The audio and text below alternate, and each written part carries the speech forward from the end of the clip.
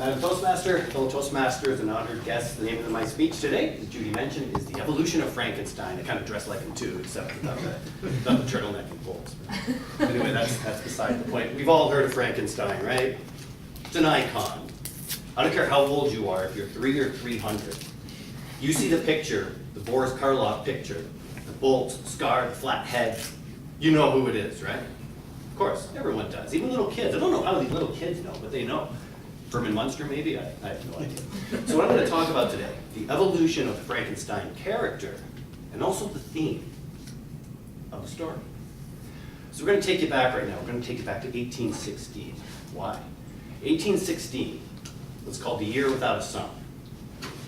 The year without a summer, there was great climate change that year. So it even happened back then.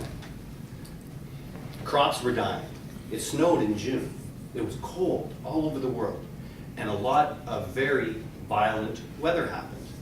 It rained all summer. It wasn't a summer, really. So these young people went to Lake Geneva, hoping that down there they could escape this terrible summer that they were experiencing in England.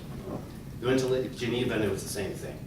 Rained all the time. It was terrible. They were trapped in a house over the summer. They thought, well, what are we going to do to amuse ourselves? We can't go outside and do whatever we do. And they did what most 19, 20, 21-year-olds do in a situation like that. They had a writing contest. Do you imagine suggesting that today? It's the last part you get to go to. But they had a writing contest, and why did they do that? They did that because these weren't just run-of-the-mill kids, in a sense. These young people were up-and-coming writers. Lord Byron, Percy Shelley, and a young girl, 19 years old, named Mary Shelley. So they thought, let's have a writing contest. Let's see who could write the scariest story. And as you probably guess, Mary Shelley wrote her first draft of Frankenstein. Coincidentally, and just as a side note, which I found really interesting, someone else at the party wrote a story. It was later credited to Lord Byron, but then it reverted to the original writer. Wrote a story called Vampire. Vampire went on to inspire Bram Stoker's Dracula decades later. So you could argue that these two legendary monsters were born on the very same night. So I don't know, I think that's kind of cool, kind of a neat fact. Anyway, Mary Shelley, 19 years old, wrote this horrifying novel called Frankenstein. You all know the story. Dr. Frankenstein, he's in his lab.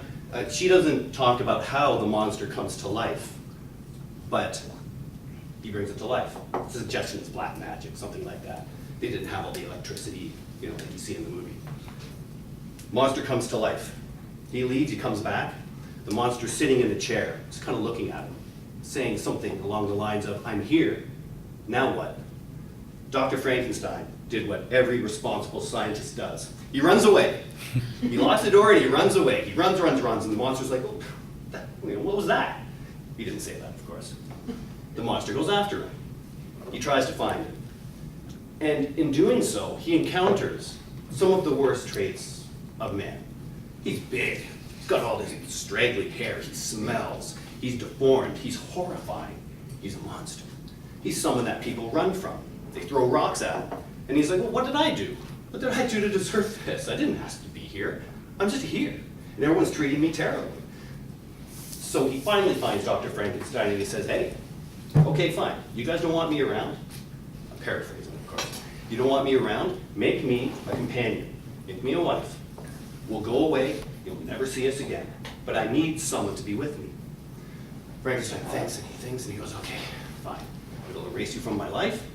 I'll make you the bride. Halfway through the experiment, he has a thought. He's thinking, what happens if these two have a kid?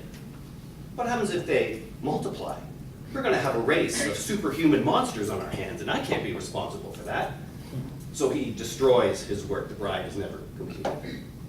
The monster's looking down, and he says something along the lines of, I'll be with you on your wedding night, which is a direct threat on Frankenstein's bride-to-be.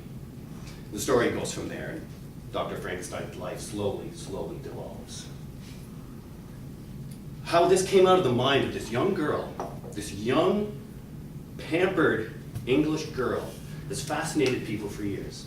Not just the horror of the story, but the theme of the story. The theme isn't a rampaging monster.